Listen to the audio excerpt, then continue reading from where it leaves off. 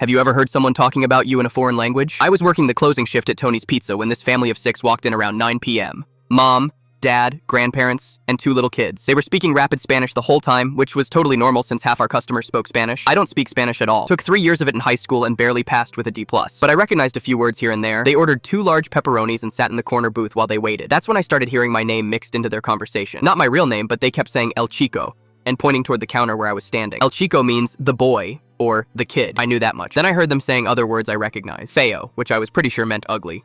Gordo, which definitely meant fat. They kept looking at me and whispering, then the dad would shake his head and say something that made the whole table laugh. Great. A whole family making fun of the fat pizza guy who can't even grow a decent beard at 19. I tried to ignore it, but they kept going. The grandmother pointed at my hair and said something that made everyone crack up again. The mom kept saying, pobrecito, which I remembered meant poor little thing. By the time their pizzas were ready, I was pretty much ready to quit. I'd been having a rough month anyway. My girlfriend dumped me, I was failing 2 classes, and my car needed $800 in repairs I couldn't afford. Having a random family roast me in Spanish was just the perfect ending to a perfect day. I called out, 2 large pepperonis, and the dad came up to pay.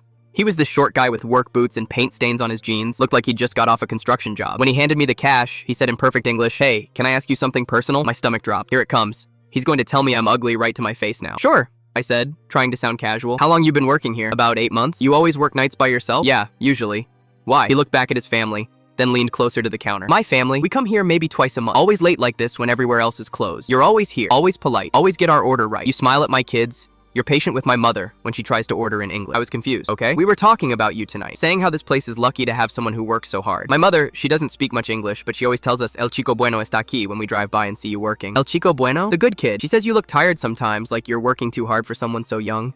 She worries about you. I felt like an idiot. I heard you guys saying Feo and Gordo, and I thought you were... He started laughing. Feo? No, man. We were talking about the old manager who got fired last month, Carlos. That guy was rude to everyone and always messed up orders. We were saying how much better this place is now. And pobrecito? My wife was saying pobrecito because you're here every night by yourself dealing with drunk college kids and crazy customers.